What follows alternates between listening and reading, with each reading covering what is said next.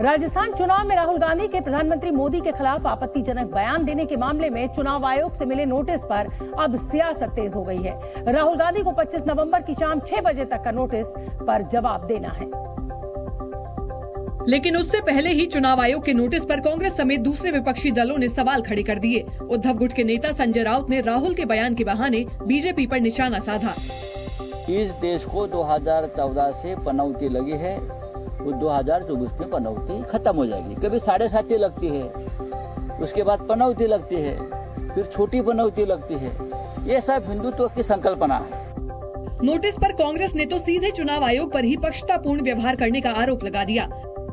The Election Commission for years now has been behaving in an extremely partisan and a biased manner. Rahul ने राजस्थान की चुनावी rally में इशारों में पीएम के लिए आपत्तिजनक शब्दों का इस्तेमाल किया था, जिसके बाद बीजेपी नेताओं की शिकायत पर चुनाव आयोग ने राहुल को नोटिस जारी कर जवाब मांगा।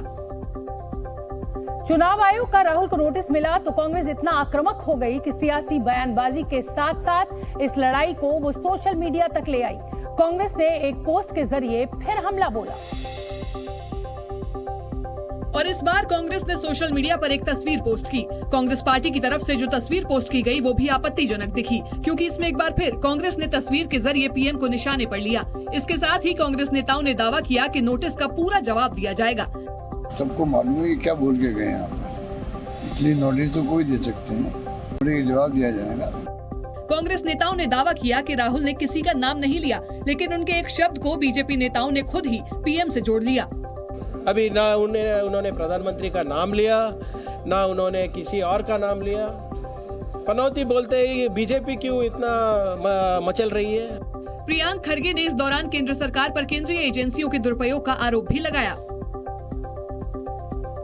कांग्रेस ने प्रधानमंत्री मोदी को निशाने पर लिया तो बीजेपी भी पीछे नहीं रही। राहुल गांधी को उनके बयानों पर घेरते हुए बीजेपी नेताओं ने दावा किया कि ऐसे बयानों से कांग्रेस को ही नुकसान होगा, क्योंकि देश की जनता ऐसे बयानों का मतलब समझती है और चुनाव आयोग का भी ऐसे शब्दों और भाषा पर नोटिस देना सही है, जिसका जवाब राहुल को देना होगा।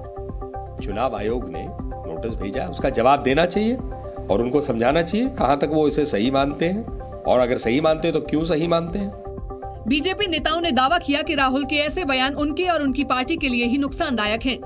मोदी जी को लेकर के अपशब्दों की बौछार है, वो उनके लिए नुकसानदेह है। उनकी सेहत, सियासी सेहत के लिए तो है ही है, उनकी पार्टी के लिए भी पूरी तरह से उसका सुपड़ा साफ करने के लिए पर्याप्त है।